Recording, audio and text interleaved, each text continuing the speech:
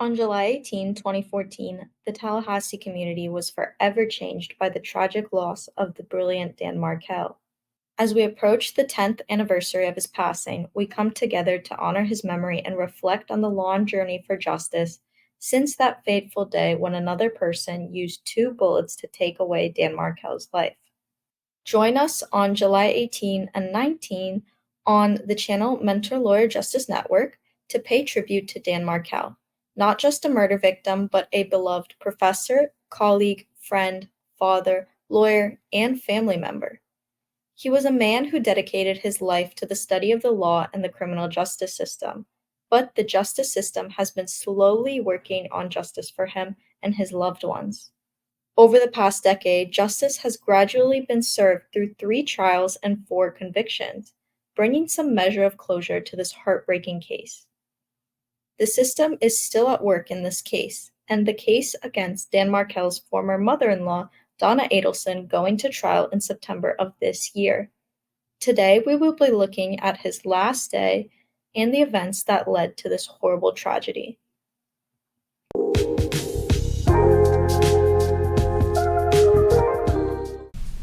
I'm sorry, I don't understand the question. Your family had your ex-husband killed to try to help you, didn't they? No, that's completely untrue.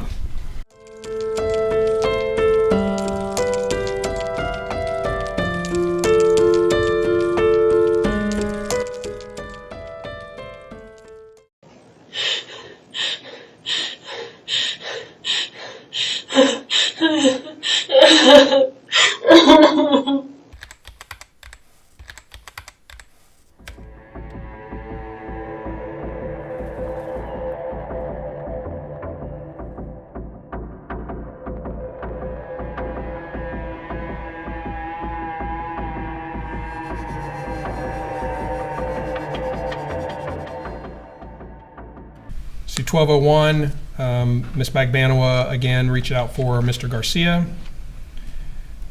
1207, Mr. Charlie Adelson is contacting Ms. Magbanua, a little over 3.5 minutes. 1230, Ms. Magbanua calls Mr. Adelson back, 53 seconds. There's an outgoing call at 102. It does not really have a duration, but there is an outgoing call in Mr. Adelson's records to Donna Adelson. And this is at 1 a.m.? That's at 1:02 a.m. Okay, and then what does he do next?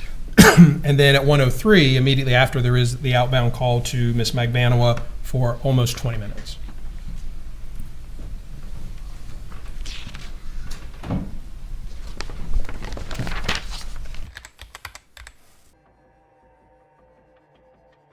Weird.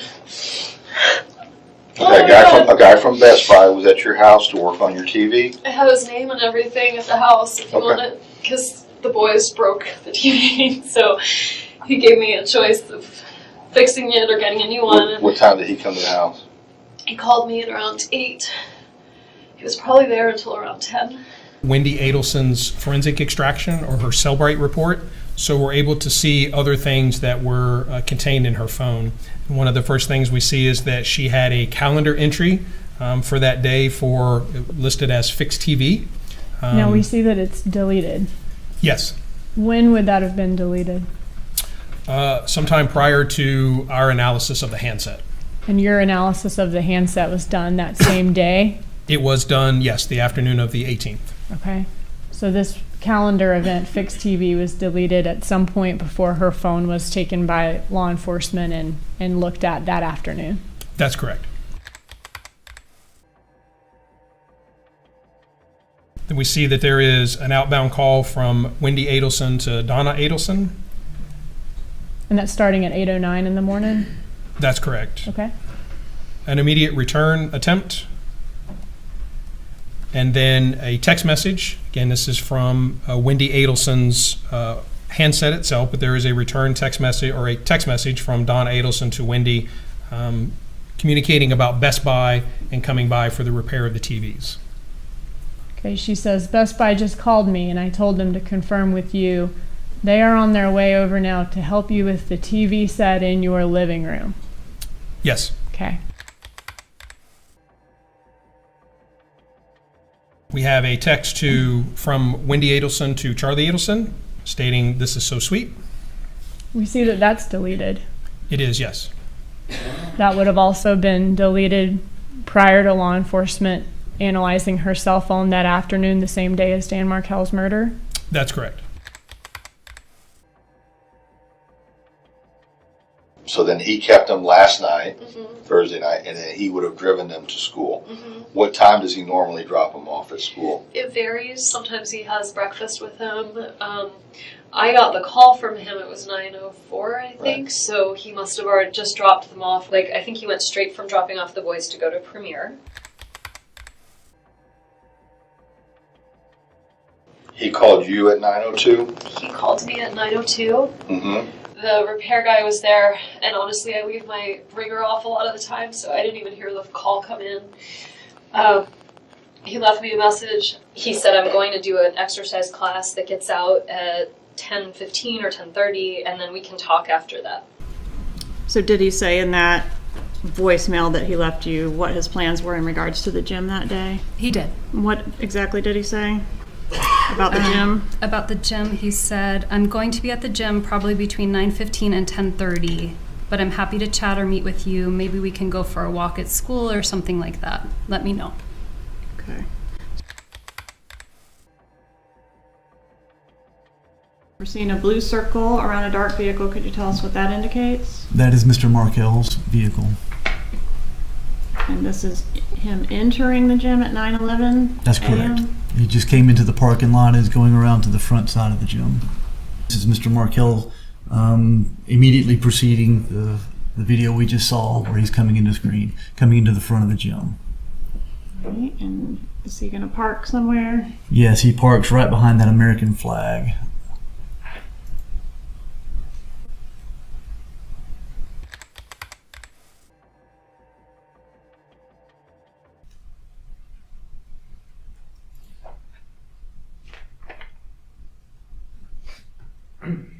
An attempt from Charlie Adelson to call Wendi Adelson. This is the same angle, it's just a little bit further to the left, and that is the front of the gym right there where the green Prius just drove right in front of the front door of the gym. Okay, so they entered the parking lot through different entrances. That's correct. They entered over off of the west side of the parking lot.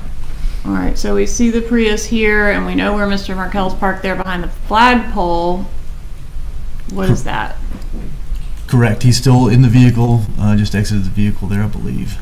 All right, so the blue circle indicates that's him getting out of his vehicle. Correct. And where's the Prius at this time? The Prius continued on through the parking lot on the north side, and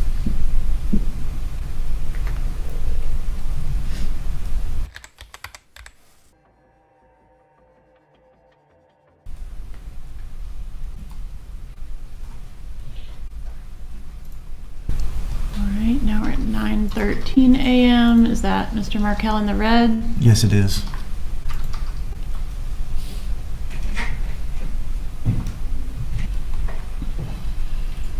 Do we have any reason to believe that any suspects entered the gym? No, we do not.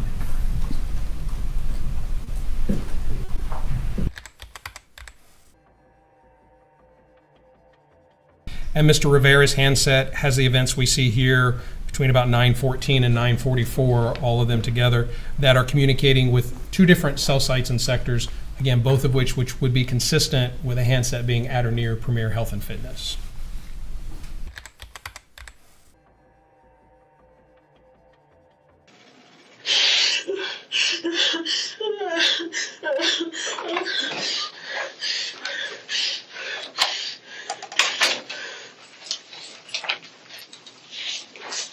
Sorry, you okay? Yeah. No. I meant to. It's fine. Our last interaction wasn't nice. What are you talking about, personal? Yeah, I'm just looking here. I didn't want him to take the boys this afternoon. I had wanted to have them. And I talked over with my brother and realized, just their dad wants to take them swimming. It's not worth getting upset over.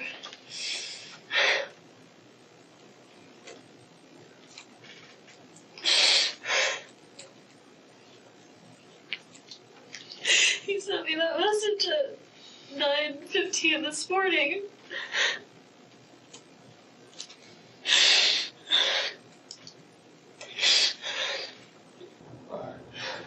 And then no contact after that.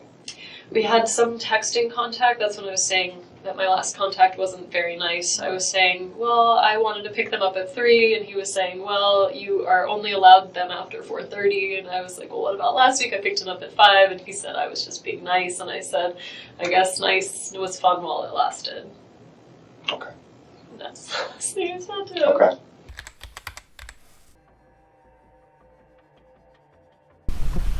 All right, and what are we looking at here outside at 9:16 a.m.? 9:16, the green Prius is still driving through the parking lot, but it's coming back from where it had passed through. Coming back toward the gym.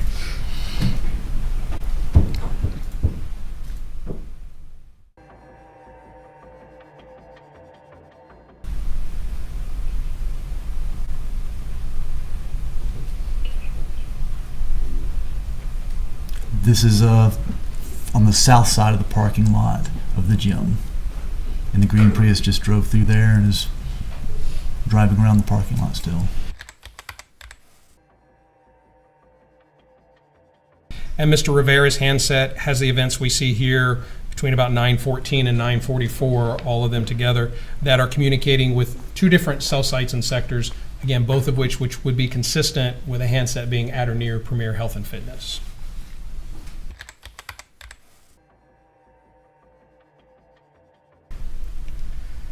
And then a return call from Wendi Adelson to Charlie that lasted just over 18 minutes. Did you talk to your brother on the day of your ex-husband's murder? I did. And about what time of day did you speak to him?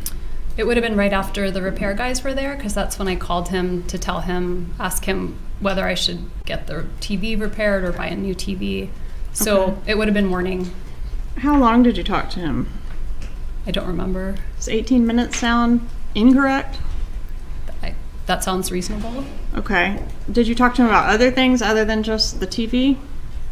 I really don't remember what else I talked to him about, but probably. Maybe I would have asked him about his work, or we would have caught up. Did you happen to mention Dan Markel's plans to go to New York the next day? I don't see why I would have. What do you recall talking to your sister about? I called her in the car on the way up to work, and I ended up talking to her. She's told me that she was having the TV set repaired. I thought she had told me that Lincoln had thrown something at it and broke the screen. So she was getting a TV fixed. And then I was also, the reason I called her was because I was in a fight with Katie and I wanted to get her opinion on something. So I spoke to her and told her what I said to Katie, and she gave me sisterly advice like she usually does.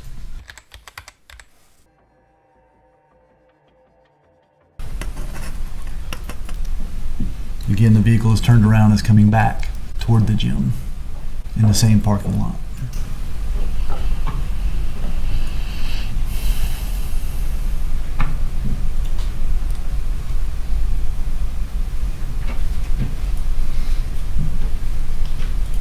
Almost managed to get in a wreck there.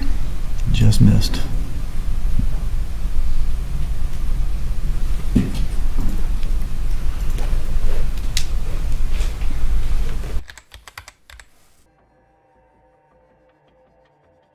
We know from Mr. Garcia's records, we have events at 9:36 a.m. and 9:58 a.m. where his handset is communicating with a cell site in a sector that will be consistent with Premier Health and Fitness. Okay, and what about after that 18-minute call between Charlie Adelson and Wendi Adelson? Well, this will probably be almost during that, but there's a 9:38 call, or just after that, from Charlie Adelson to Donna Adelson, an attempt for 30 seconds. And Mr. Rivera's handset has the events we see here between about 9:14 and 9:44, all of them together, that are communicating with 2 different cell sites and sectors, again, both of which would be consistent with a handset being at or near Premier Health and Fitness.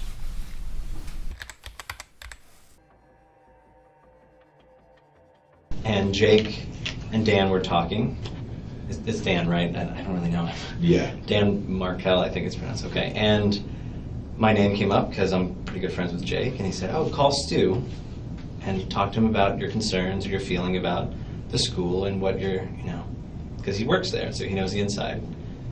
And so he asked me if I would contact Dan, and I sent Dan a text this morning. Go ahead, sorry, man. Yeah, that's fine. I sent Dan a text this morning and said, hey, I'm available to talk anytime today. And then at 9:57, again, an outbound from Charlie Adelson to Ms. Magbanua, 12 seconds. Return call, 9:58, 13 seconds. And again, Mr. Adelson to Ms. Magbanua for 6 minutes and 46 seconds.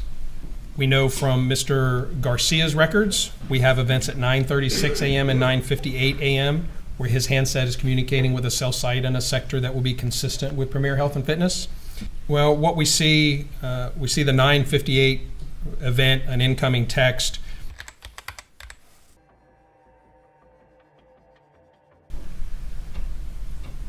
Charlie Adelson again attempts to call Wendi Adelson at 10:06 a.m. 10:07, 10:08, there's a couple of contacts between Ms. Magbanua and Mr. Adelson, one just over a minute and one about 9 seconds.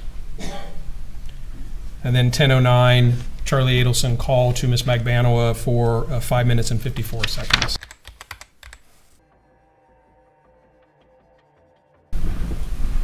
Okay, what's happening here? This is Mr. Markel exiting the lobby of the gym, coming through the lobby. How long was Professor Markel inside the gym? I believe about an hour and a half. I believe it's about 10:38 when he leaves, somewhere around there.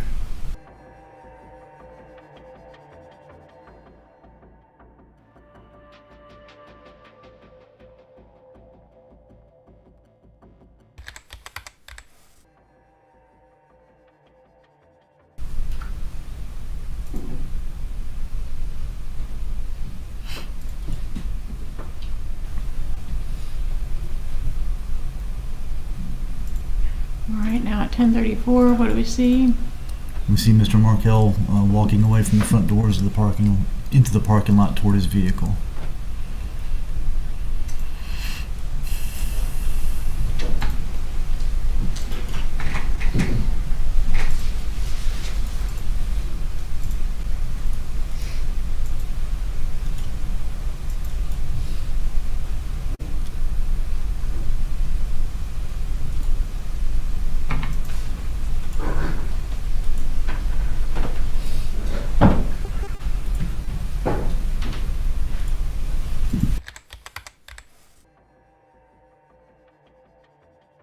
And that was, okay, so that's this morning. And that's at 9:56. Okay. 10:36, he said, thanks, what's your name? Because we don't even know each other. I'll try you shortly. Okay, all I right. tell him my name.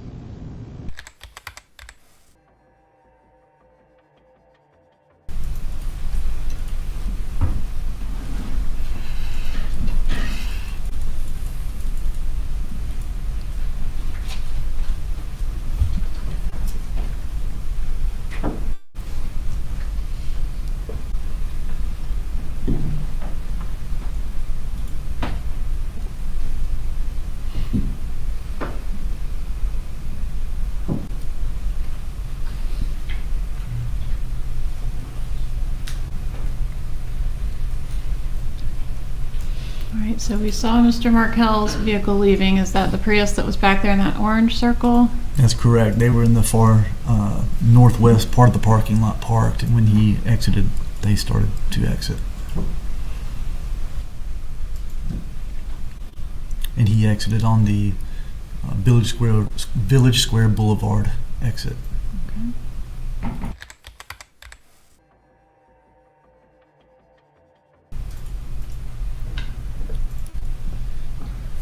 So we never saw anybody exit the Prius during the surveillance video.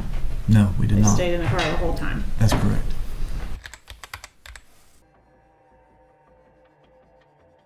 All right, so where are we right here on the video? This is right in front of the Circle K gas station, which is right on Thomasville Rd at the Capitol Circle flyover. I believe it's Maclay Commerce Boulevard is the actual road that they're on. All right, so if we're the bus, we're on Maclay Commerce. That's correct. And the Circle K is to the right, and right in front of us is Thomasville Road with the divider where Capitol Circle flyover starts. And what does the blue circle indicate? That is the vehicle of Mr. Markel. What time are we seeing him pass that area? That is at 10:44. Okay, so is that consistent with going back home from the gym? That's correct. Okay. Okay. Proceed, please.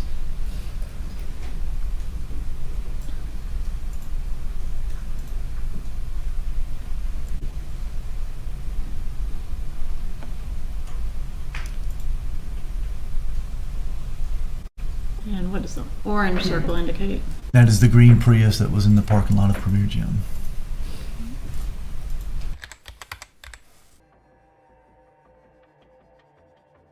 .505, what does this show?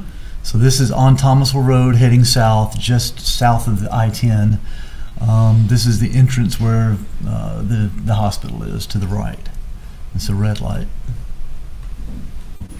And by hospital, you're talking about the new ER. The new ER, exactly, right by I-10 and Thomasville Road. Were you able to get the tag number from this image from the bus? No, unfortunately we weren't. The resolution on these cameras are set really low because they're saved on DVRs, and they don't want them to roll over too fast, so they set the resolution extremely low, and we were not able to pull anything out of that. Where is Professor Markel's vehicle at this point? It is past the red light. It's already made it through the red light. Still heading south on Thomasville Road.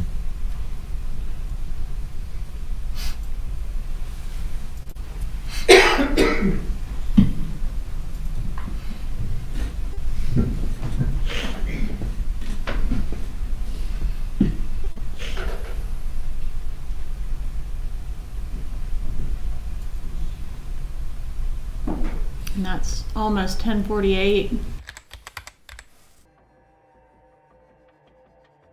You made contact with him, which would have been, just to confirm, was 10:48 a.m. is when you finally got the call from him? I'll pull that up. So, yeah. 10:48, he calls me. Okay. I guess that's what the green arrow means. So you talked to him for, you were on the phone a total of 11 minutes and 39 seconds with him? Yeah. Okay. In the last few minutes, we're trying to figure out what was going on with the situation. Okay. I could tell he was driving because there was a lot of just extra noise. It sounded like he was on speakerphone in his car driving. Okay.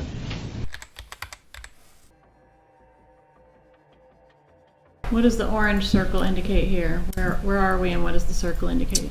We're still southbound on Thomasville Road. This intersection is Betton Road, which is where Winthrop Park is. Betton Road is where the cars are stopped at. In the left-hand turn lane on the far left side of the screen is the green Prius waiting to turn left on the Betton Road. And is that a route to get to Professor Markel's residence on Trescott? That's correct. All right, and that's 10:51 a.m.? Correct. Okay. Go forward.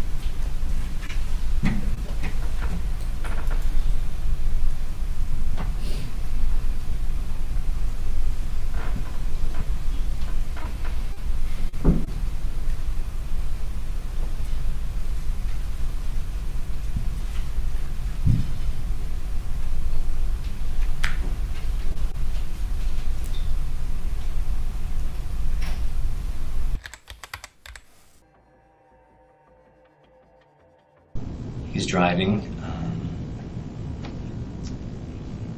and then it sounded like he stopped.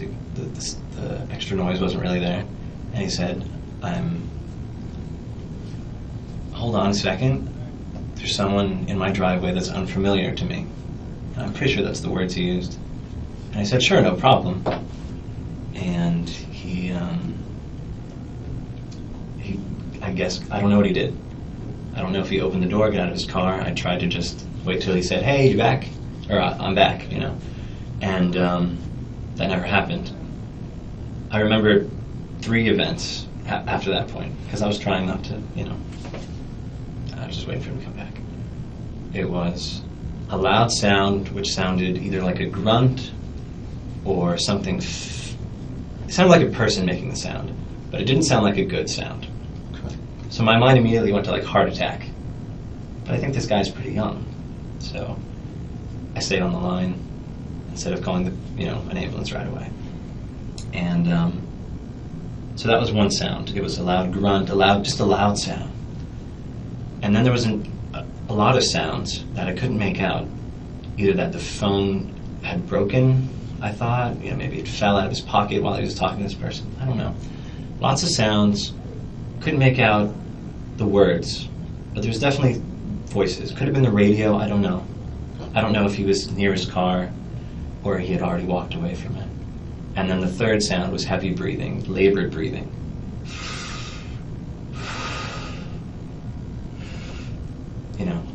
And I listened and I thought, this could be a heart attack. Or, I don't have a lot of experience with these things, heart attacks or anything. But it didn't sound good. And then I started saying, are you okay? Maybe 3 or 4 times. Can I help you? Just different things. And then I decided to hang up. We were working with an iPad on a couch, and we heard a noise, a loud bang. We weren't sure what it was, and I quickly got up to see what might have caused that noise.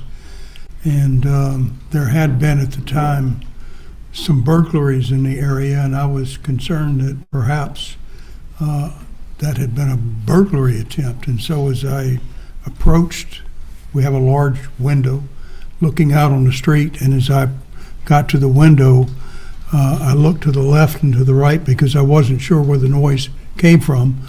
But on my right, as I looked out, I saw a car quickly back up out of the driveway and then head towards Betton Rd very rapidly. What type of vehicle was it?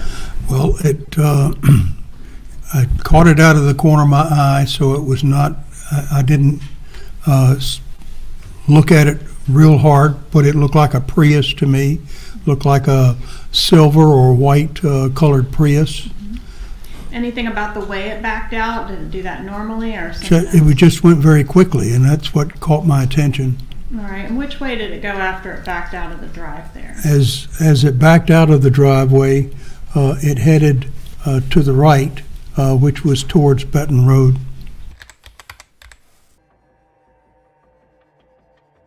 And what are we looking at on bus 707? So this is northbound on Thomasville Rd at Hermitage. This is at 10:55 a.m. and there's 2 lanes there. They're in the right-hand lane. The bus is in the right-hand lane, but the camera's on the outside of the bus looking backwards. So you'll see oncoming traffic coming behind the bus.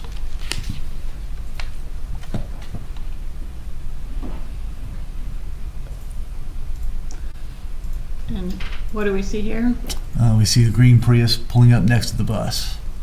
So this is 10:55. We last saw him at 10:51. Does that narrow our murder window down to that 4 minutes? That's correct. This is north of where the victim was, and this is coming from the victim's house. I think we've prepared. Tell us what we're supposed to be looking for in this clip.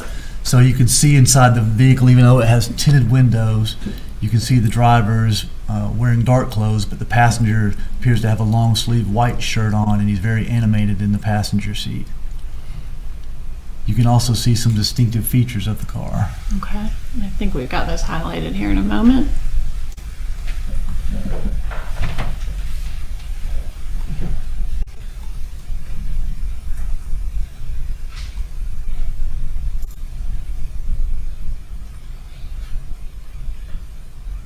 What are these distinctive features? Will you pause it here, please? So the first one in the lower right-hand corner is what's called a tow hook cover. Vehicles in the bumper have, some vehicles have a little plate in there that you can remove, and it has a metal hook inside of it, so a tow truck can hook to that metal hook and pull the car if it needs to. This particular vehicle is missing its tow hook cover. You can see there's a hole in the front bumper, so it's been removed and not been replaced. Also on the front windshield is a sun pass. It was affixed to the windshield. And then on the far left side of the screen is the black rear view mirror of the vehicle.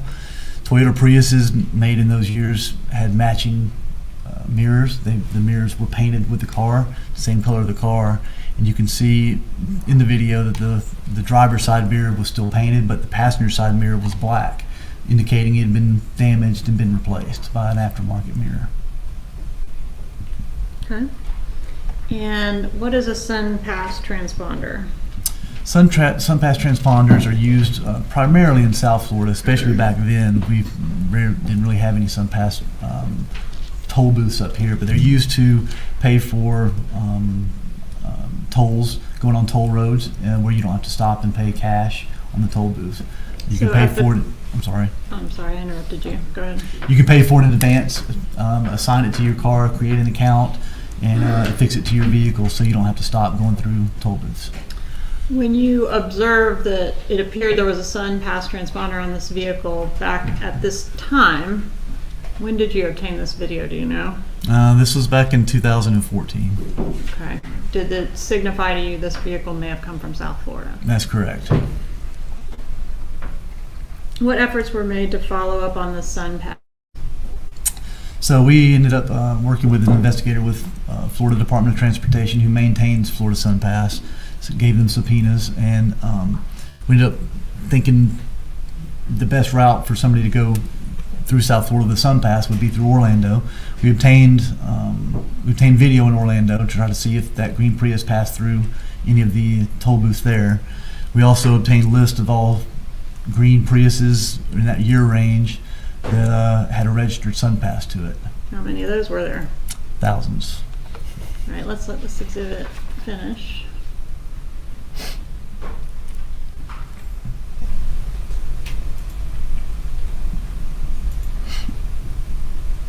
For our view here, can you explain what this is?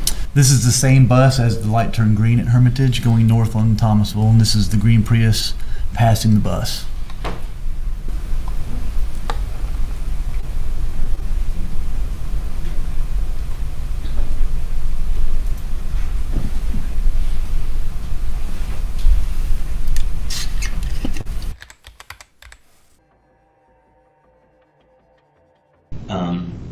And then this is where you try to call him back at right at 11. Right. So, right. He said there's an unfamiliar person in my driveway.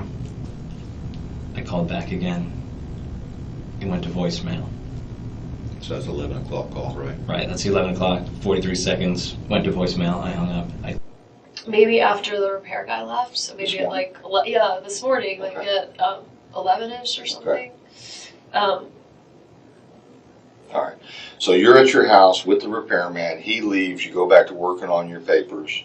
After he left, I kept working on a paper, and I emailed the paper to a librarian at school to work on some of the citations. Okay. And I don't think I talked to anyone else, but I was just working for an hour or so from the house. I was going to take a shower, but I didn't. I ran out of time.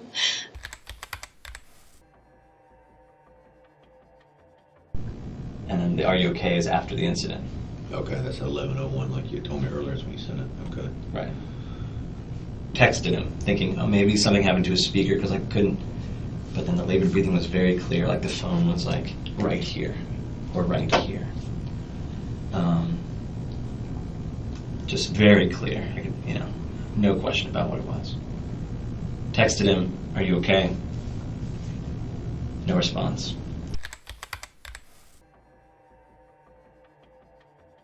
So I quickly ran back to the house. It's not very far away, as you can see, and got my phone and then called 911. 911, what's your emergency? It's right next door at my house, which is 2122 Trescott Drive. Can you repeat that for verification? 2122 Trescott Drive, with T. Okay, the phone number you're calling from? I'm calling from 850-212-4623. Okay, tell me exactly what happened. We heard a loud bang and the car pulled away from next door. I came over and looked in, the garage door was up, and I thought the gentleman was backing out. I went back to my house, but he never backed out, and I came back over, And his driver's side window is shattered and he's battered. He can't answer. He's inside. I don't know if somebody tried to shoot him or if he shot himself or what. I don't know. And was that this location, correct? Right next door. I gave you mine. I don't know his address. It's next door. Okay. He can send an ambulance in a hurry. EMT. He's still alive. He's moving. Okay. What's going on with him? I don't know. The driver's side window is all bashed in. He's inside. The car is running, and he's got blood all over his head. He's not responding to me. That number, by the way, is 2116. 2116.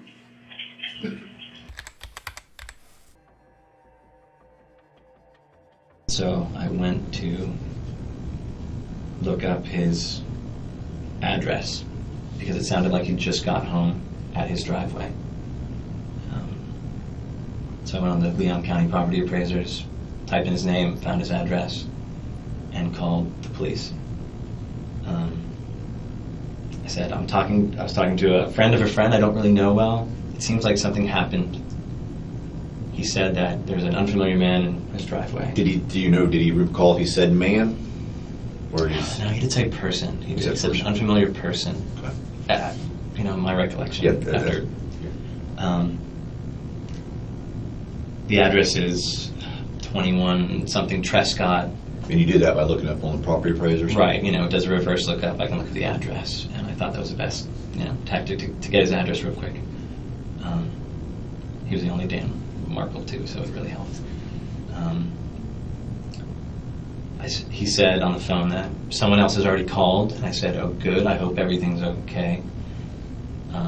He said some sort of accident happened, and he said, "But thanks for calling as a second call. We'll make sure someone gets out there or someone's already out there."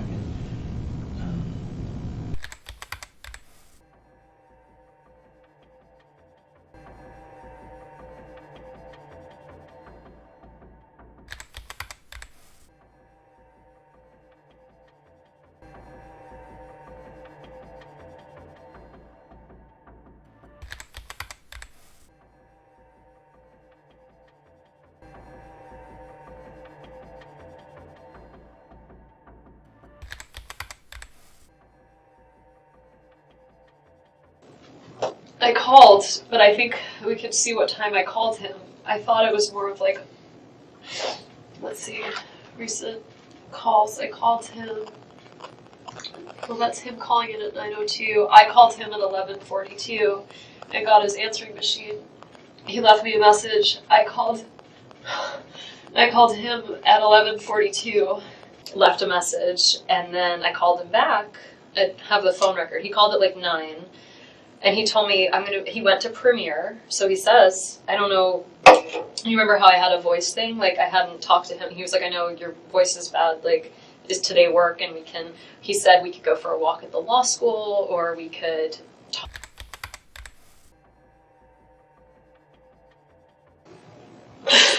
Can you, let me get over this hump, okay? Can we do that first? All right. Can you tell me what time you left your house this morning? Yeah, I was there. I didn't leave this morning. I didn't leave until noon. Okay. I left my house around 12:15 because I thought I'll get the bourbon and then I'll get some gas for the car and get super glue for one of the boys' toys. And I was trying to do all I can before meeting my two friends at 1.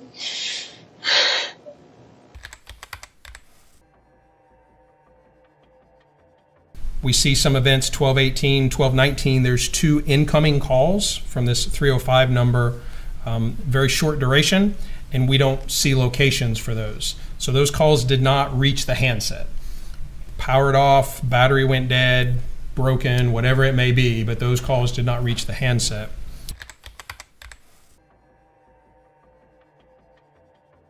12:29 and 12:30, we see these short codes or these short 3-digit numbers here, and those are associated with T-Mobile voicemail events. And then immediately at 12:30, we have the outgoing voice call that provides location. So that would indicate that the handset was now back in service with the network. And could that be consistent with him turning off his phone after he left Premier and then powering it back on after he figured he was far enough away from Tallahassee? It could be consistent with that, yes. So the next event that we see is at 12:30 p.m. We can see here that it has traveled a reasonable distance from Tallahassee before we see that next event. And is he the orange dot here with 12:30 p.m. next to it? He is, yes. Okay. That's looks around about Gainesville-ish area? North of that, yes. A little north of Gainesville. All right, so that's the first phone call that Garcia made after leaving Premier? Yes, that's the first event with location that we have. And then who was his first call at 12:30 when he was north of Gainesville? Who was the first call that either of these, Garcia or Rivera, makes after the murder? Miss Magbanua. Okay, can you show that to us? That was the 12:30 call? Yes. We see a very short duration. Is that 20 seconds? It is, yes. Okay.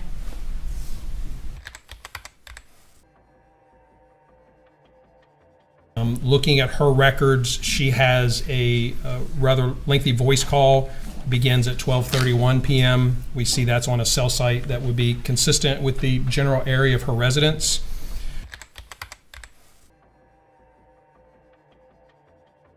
We see at 12:35 p.m., kind of in the middle of the screen here, her handset's now kind of halfway between there, and then that call ends at 12:47 p.m. and it ends on a cell site here very close to ABC liquor store. So looking at that, again, the receipt time 12:49, the call ending time 12:47. We can kind of approximate that she would have been by the Trescott residence, at 10 or so minutes earlier than that. Oh my God! And I tried to drive up Trescott, and I saw that it was blocked. It was blocked at some point. I'm not sure what time it was And I blocked. just thought, oh, there's maybe some trees down or something. Because sometimes Oh, you're saying as you drove down which one of the side roads? when I'm going to a friend's party tonight, and it's a oh my God, what am I even talking about? I needed to buy, it's a stock the shelf engagement party, and so I went to buy bourbon. Okay. So I went to drive from my place up Trescott to get to ABC Liquor, and it was blocked, so I just turned around. I was on the phone at the time. I wasn't paying a lot of attention. So I just turned around and drove up the other way. I just thought, oh, sometimes when I lived there were electrical things that would happen. So I went to drive to ABC Liquors, and I went to go through Trescott, and it was blocked off. So I went around. Do you recognize this vehicle? It looks like a vehicle that I saw approaching the scene that day. I'm sorry, will you repeat your answer? It appears to be a vehicle that I saw approaching the scene that day. Did you know at the time that Wendi Adelson drove this type of vehicle? Yes. All right, so you noticed this vehicle or a vehicle identical to this one approach your position? Yes, ma'am. And what did the vehicle do when it approached your position? Just stopped pretty quick and turned around and headed back in the other direction. Did the driver stop and inquire of you what the activity was at the Markel residence? No.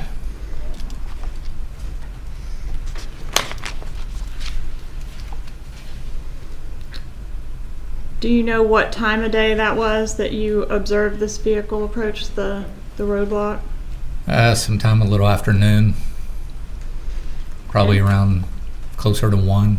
And just to clarify, were there any other roadblocks between where you were positioned and encountered this vehicle and the Centerville intersection? No. I want to talk about where you went when you left your residence on the day of the murder. You tried to turn onto Trescott, and then you ended up where? I went, I was supposed to go to a party that night, a Stock the Bar party, so I went to a liquor store to pick up what they had asked for as the present for their party. So I went to the liquor store, I picked up the alcohol, I stopped, I think I got gas, and then I went to lunch to meet my friends. Would you have been able to see the roadblock from the intersection of Centerville and Trescott? No. If you had just started to turn onto Trescott and then rerouted back onto Centerville, would you have been able to see the roadblock that way? No, you'd have to go a considerable amount around. Okay.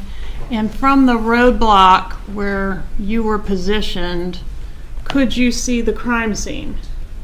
Yes.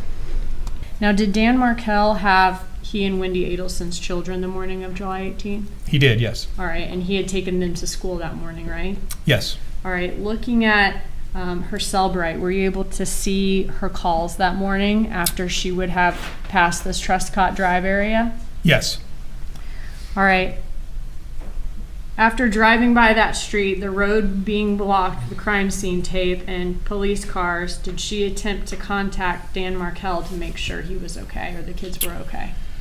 Here we've kind of highlighted the calls that were made after that time, starting at 12:47, and we can see that they're to a variety of people. None of them were Mr. Markel. Did she attempt to contact Creative Preschool to make sure the kids made it to school? There wasn't some type of incident at the house. She did not.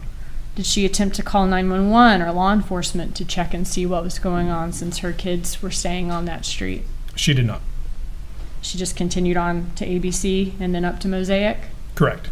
Were there any liquor stores in that area back in July of 2014? There were, yes. Okay, which ones? So we have the Publix liquor store. They're off of Thomasville Rd, Market Square Liquors, Market Square Shopping Center, and there is another ABC location a little further north on Thomasville Road. What route could she have taken to one of those three liquor stores? Of many, one of the routes is the one depicted here by the red dashed lines, which would have taken her up Centerville Road and then over to Thomasville and down to Mosaic.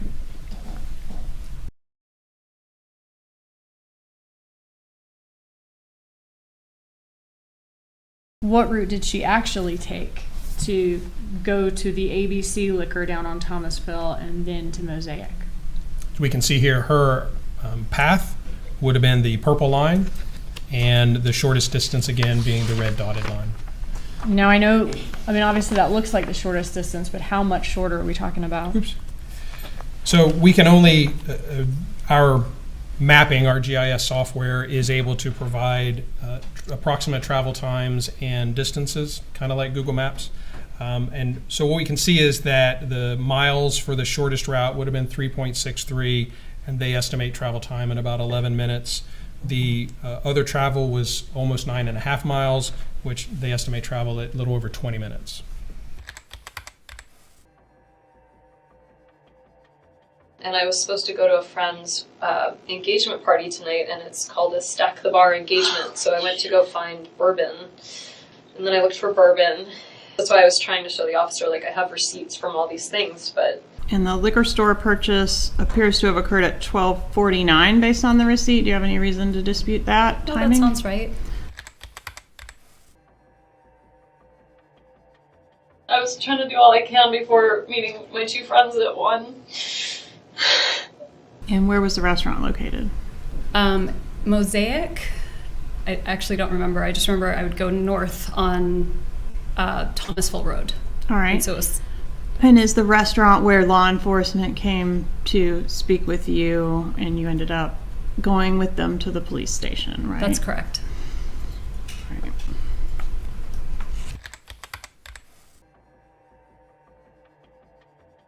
What we see here is all the communication between all of these parties, starting at that 12:30 call from Garcia to Magbanua and then down through midnight that night? Down through 10:20 in this particular summary, yes. Okay, thank you.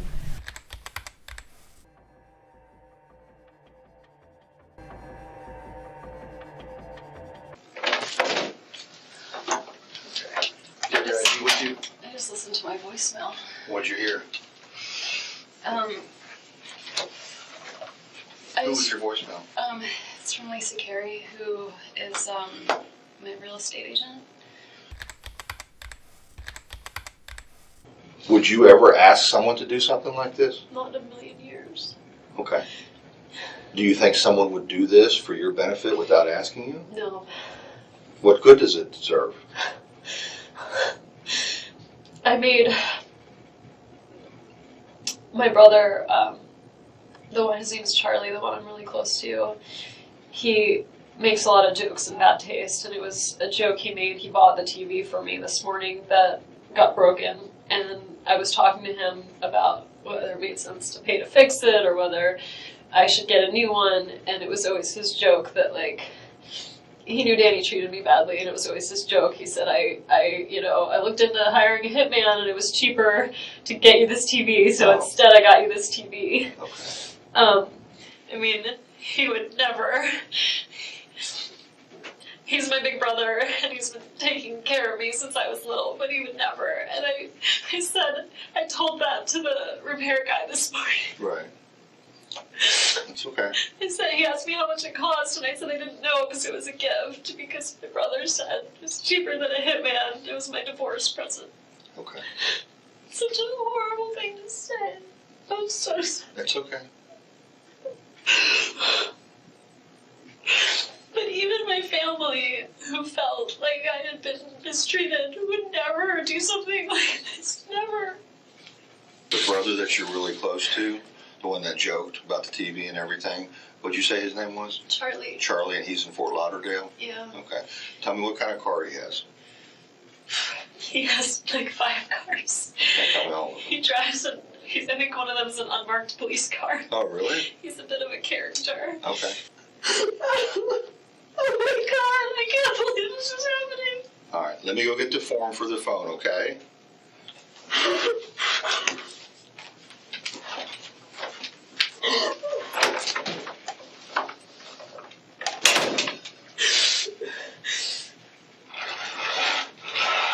Oh my God.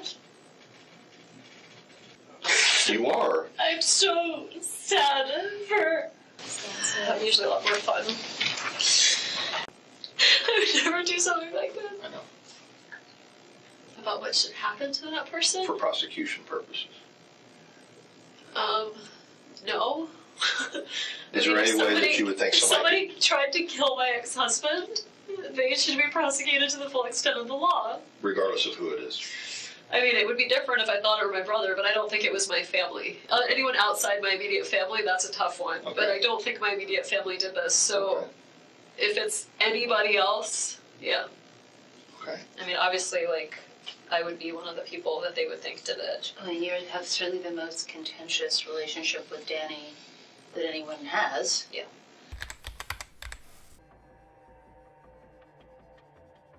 And then we see communication from the iCloud through the evening hours of the 18th between Mr. Adelson and Ms. Magbanua. Okay. What we see here is all the communication between all of these parties, starting at that 12:30 call from Garcia to Magbanua, and then down through midnight that night?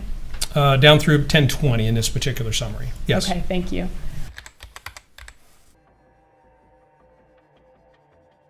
And then we see communication from the iCloud through the evening hours of the 18th between Mr. Adelson and Ms. Magbanua.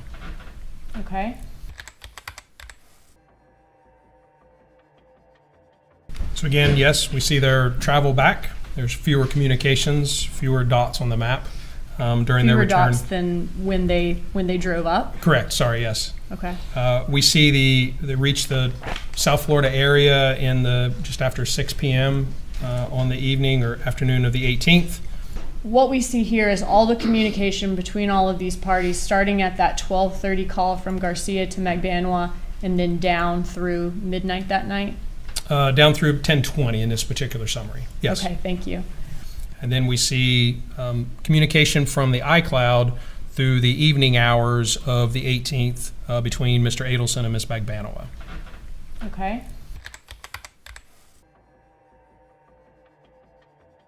And then the first thing we see or information we have is a ATM transaction from Mr. Rivera. Okay. Based on the ATM transaction that was seen in the bank records, what did law enforcement do? So first we look at the location information from the handsets to make sure that it's consistent. We do see around the time of that transaction, we do see both Mr. Rivera and Mr. Garcia's handsets communicating with cell sites around the area of the bank. And then investigators were able to locate the surveillance video from the ATM. We can see Mr. Rivera, we see Mr. Garcia in the passenger seat, and we see the green Prius. Okay.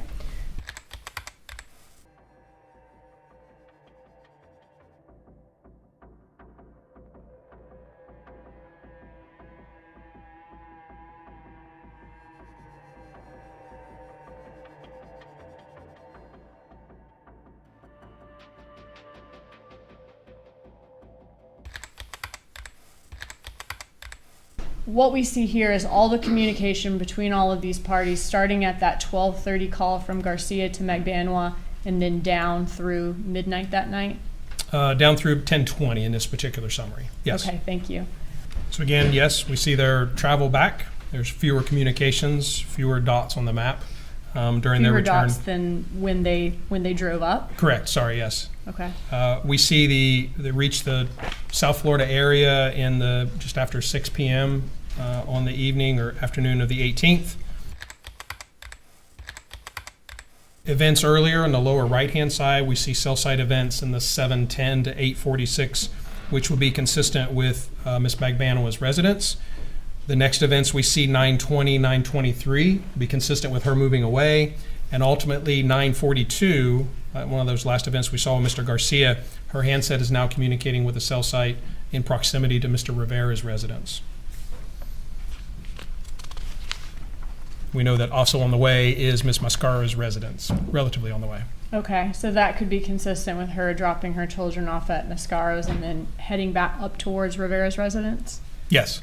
At 8:23, he says, just finishing, I'm not feeling good. Maybe we can just hang out at my house? That's correct. Okay. Here, for Ms. Magbanua, her 9:46, 9:47 events, and looking at the sector that she's using, again, consistent with Mr. Rivera's residence. And if we look at all of the cell site usage for Mr. Garcia and Mr. Rivera, they are also consistent with the area of Mr. Rivera's residence. Okay. And who did she speak to on the phone during the 10 o'clock hour? There's contacts with Mr. Adelson. We see at 10:12 there is Mr. Adelson attempts to call Ms. Magbanua 2 seconds, and then at 10:20 Ms. Magbanua calls Mr. Charlie Adelson for 1 minute and 56 seconds. Were you able to find any other evidence about Katherine Magbanua and Charlie Adelson's plans that night? Yes, again, going back to her location information here, the 10:20, 10:22, she is consistent still with the area of Mr. Rivera's residence for those two events. Well, we see communication with Mr. Adelson and Mr. Garcia, but the communications with Mr. Garcia end here. This 9:46 is the last event where her handset communicates with Mr. Garcia's that evening. Okay. And who also is she talking with that evening? In addition to the communication with our subjects that we've been looking at, we've added in Ms. Yindra Mascaro, and we see that Ms. Magbanua is communicating with her through the evening hours, also on the 18th of July. Okay. First event here, 9:19 p.m. We see the cell site is represented by the green dots. At the top of our screen, 9:21, a little further south, and then 9:40 and 11:39. The next events we have with location would be consistent with the area of his residence. Okay. Okay, here goes. This is the worst day of my life.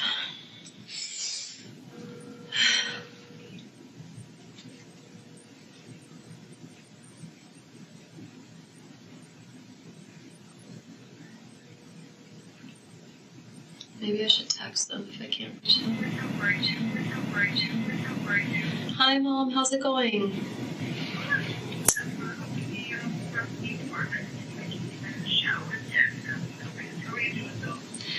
Mom, I need you to sit down. I am fine. The boys are fine. I need you to sit down. I'm fine, and the boys are fine. Danny has been. You can put me on speaker.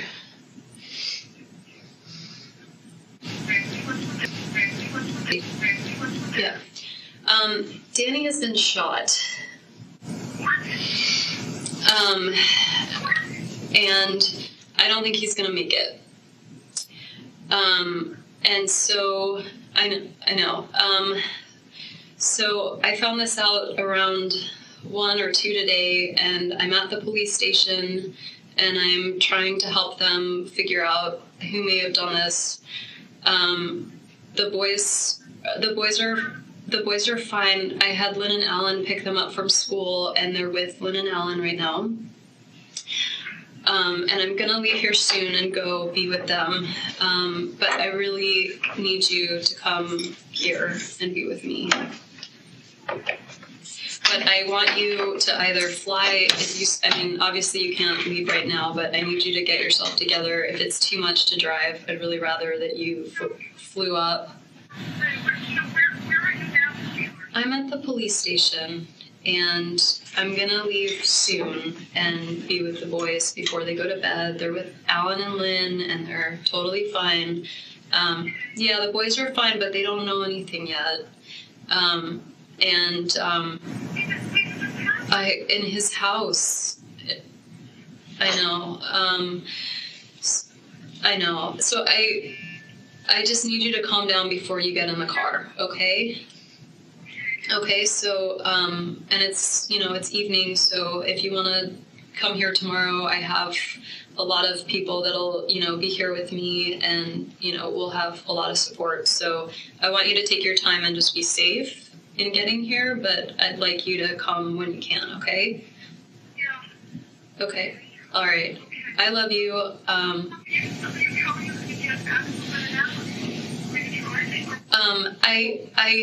I think Jane might, I have the car here, but Jane might take me. I'm not going to be alone, so I have a lot of support, and I'll be fine.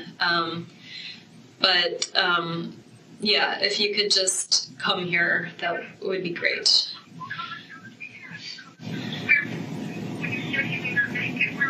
He's in the ICU in the hospital. Okay, but be careful, okay?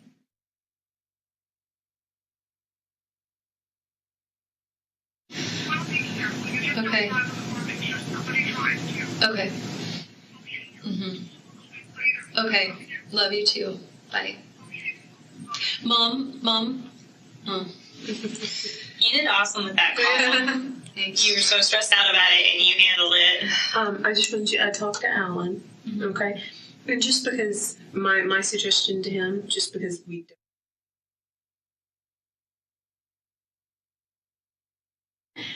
was if he goes to the house. Sorry, my mom might be calling back because she heard me. Mom? You did, yeah. I just wanted to ask if you could just tell Charlie for me. I just don't want to be making calls right now, so if you could just tell Charlie for me, that would be great. Okay, and just, it's on the news a little bit that there was a shooting on Trescott, and so I'm starting to get a lot of calls, and I'm not going to be answering them unless they're from you, so I would really try not to tell anybody what's going on just yet, just because, he's in the hospital, and Charlie, I talked to Charlie earlier today, obviously before any of this happened. I talked to him at 10 this morning, and he said that he was coming to visit you guys this weekend, and he had plans, and he sounded good. I just can't, Mom. So can you just tell him? Yeah, just tell him for me, and then I'm sure I'll talk to him soon. But I don't want to be on the phone unless I have to right now. Okay. Okay. All right. Love you too. Bye.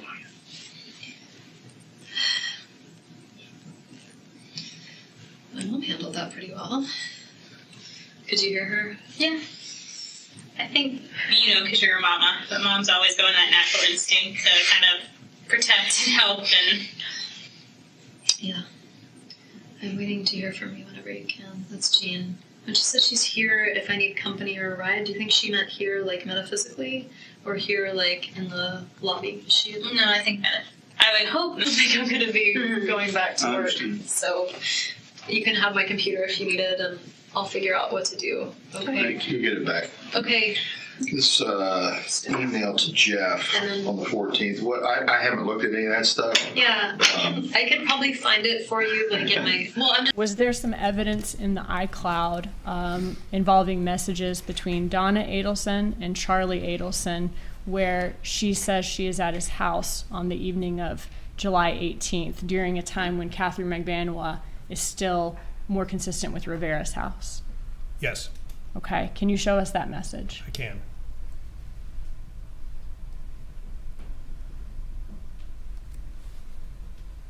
Okay. So Donna Adelson here says call us ASAP at 7:12 p.m. Yes. And then at 8:59 p.m. she says outside your house. Yes.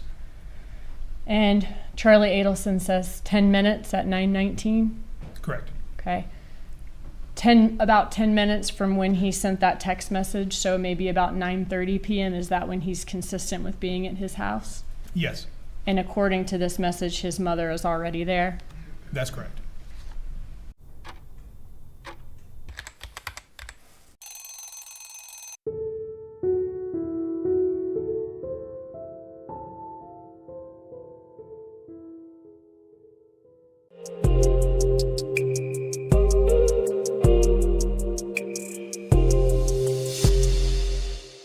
On Mentor Lawyer Justice Network, we have compiled many of Mentor Lawyer's past works, presenting his legal analysis of the case over the years. This will be an all-day event, tomorrow on Mentor Lawyer Justice Network. So please join us, share your thoughts, and watch justice unfold. We hope to see you there.